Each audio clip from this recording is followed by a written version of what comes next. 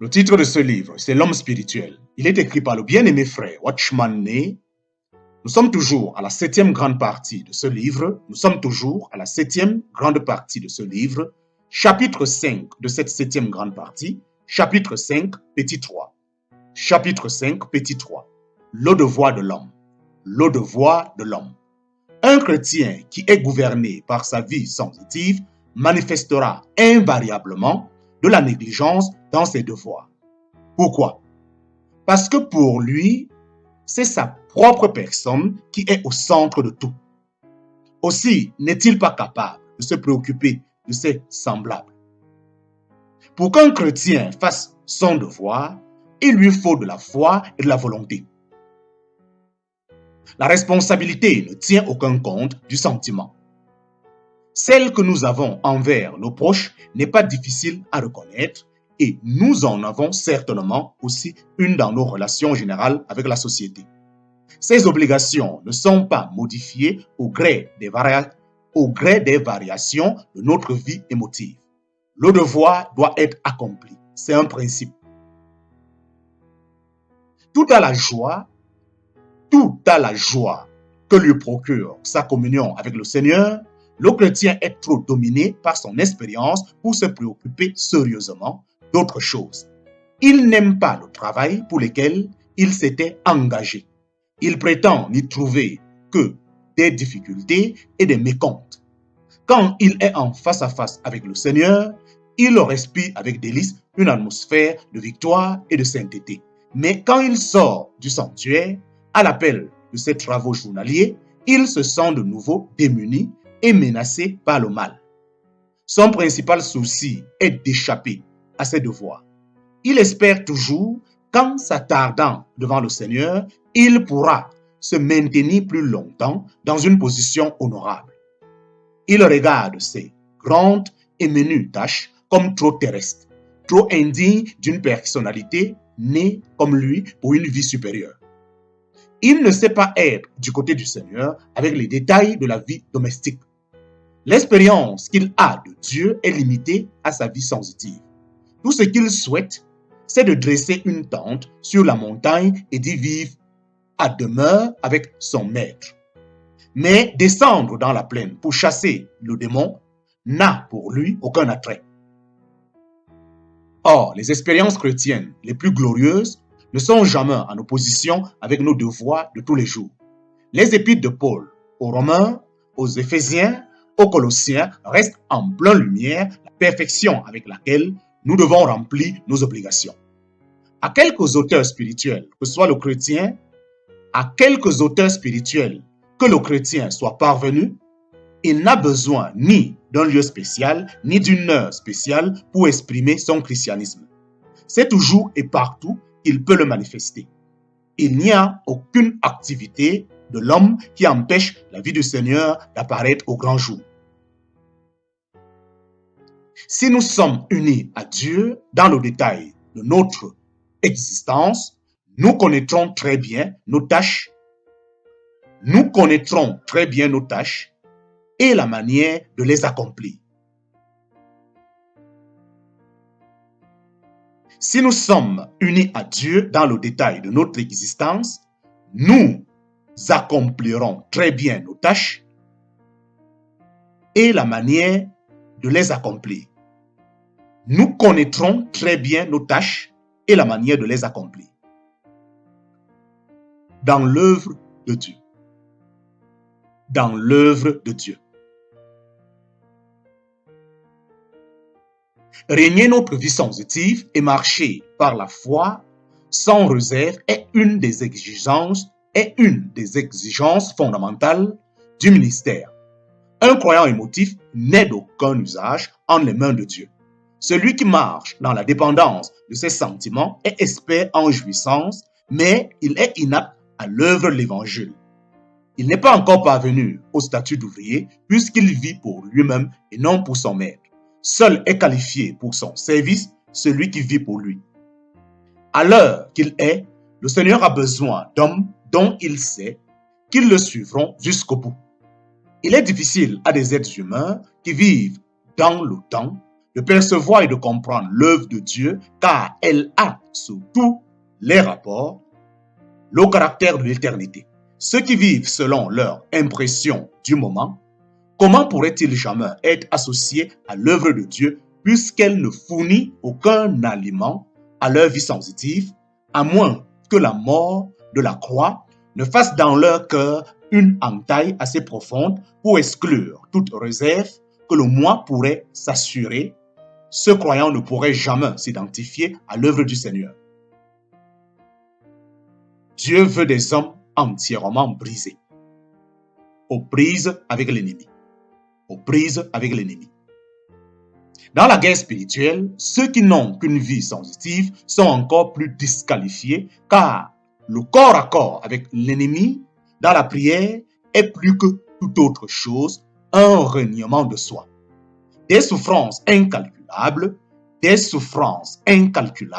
y sont attachées et on ne peut y trouver aucune satisfaction personnelle. On y épuise sa substance en faveur du corps de Christ et du royaume de Dieu. Quelle jouissance y a-t-il pour l'esprit de se changer d'un indescriptible fardeau pour le seul amour de Dieu?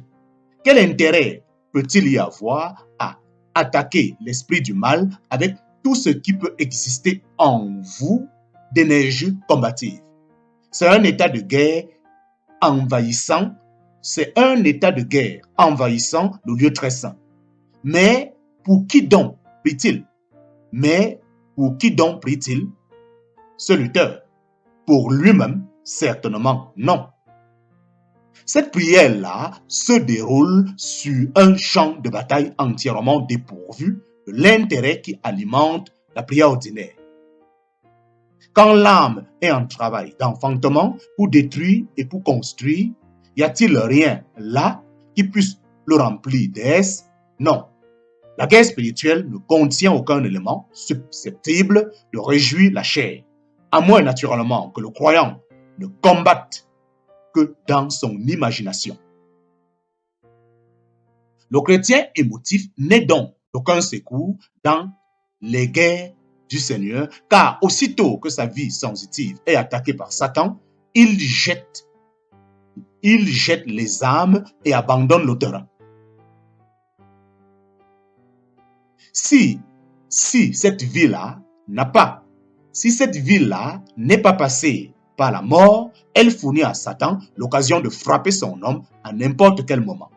Peut-il s'attendre à une victoire sur Satan s'il n'a pas triomphé d'abord de sa vie sensitive? La guerre spirituelle exige une attitude inflexible de la mort à toute sensation et une confiance absolue en Dieu. Celui qui prend cette attitude peut seul parer au coup sans attendre l'approbation des hommes ou chercher un compagnon de combat. Il faut avoir ces aptitudes pour ne pas reculer quand on a contre soi toutes sortes d'angoisses intérieures. C'est à la vie et à la mort. C'est à la vie et à la mort. Le seul souci de ce chrétien-là est d'être conduit par Dieu. Il n'éprouve à son égard aucun sentiment de blâme parce qu'il considère que c'est malgré tout l'amour qui inspire toutes ses voies. C'est un combat de cette classe qui peut se tenir victorieusement à la brèche. C'est un combattant de cette classe qui peut se tenir victorieusement à la brèche. Il peut se sentir abandonné de Dieu et oublié des hommes, mais rien ne peut le déloger de son poste de combat. C'est un guerrier du sanctuaire. Il triomphe de Satan. Repos. Quand le croyant a été ainsi traité par la croix, il peut s'engager dans le chemin de la foi qui est la vie spirituelle véritable. Et celui qui en est là est entré dans un régime de repos. Les ardeurs de la croix ont consumé l'un après l'autre toutes ses envies. Il a appris sa leçon. Il reconnaît que la volonté de Dieu est le seul trésor à chérir. Bien qu'il ait tout perdu, il est satisfait de savoir le dessein de Dieu réalisé. Il est satisfait de savoir le dessein de Dieu réalisé. L'apaisement est complet. Il peut encore avoir à emporter la souffrance, à connaître des heures d'obscurité, mais ces épreuves-là ne peuvent affecter que l'homme extérieur. L'homme intérieur n'est pas touché. La claire division de l'âme et de l'esprit étant consommée, l'âme extérieurement peut être affectée et avoir à souffrir, mais l'esprit reste calme et serein, comme si rien ne s'était passé. Parvenu à cette position de repos, le croyant constate que tout ce qu'il avait perdu pour l'amour du Seigneur lui est aujourd'hui restitué. Il a gagné Dieu. C'est pourquoi tout ce qui appartient à Dieu lui appartient aussi. Ce que le Seigneur lui avait retiré tout à l'heure, il peut en lui en jouir maintenant sans scrupule. La raison pour laquelle Dieu avait commencé par le conduire dans de nombreux chagrins, c'était que la vie de son âme, sa vie naturelle, émergeait en tout et partout, recherchant et demandant trop pour elle-même, allant jusqu'à désirer les choses qui étaient contraires à la volonté de Dieu. Cette dépendance d'action devait être circoncise et c'est ce que Dieu a entrepris. Maintenant qu'il s'est perdu, lui, c'est-à-dire sa vie naturelle, il peut légitimement accueillir les jouissances que Dieu lui octroie. Jusqu'à ce jour, il n'était pas qualifié pour nous. Jusqu'à ce jour, il n'était pas qualifié pour nous, avec la joie de Dieu, une relation licite. Maintenant, il peut accepter avec gratitude tout ce qu'il lui accorde. La peine qu'il mettait naguère à s'assurer quelque chose pour lui-même a disparu. Quand le croyant a subi le traitement de la croix sur le terrain pratique, il parvient enfin à une vie exempte de tout mélange. Tout est pour Dieu, tout est en Dieu et Dieu est en tout. Il foule un terrain pur.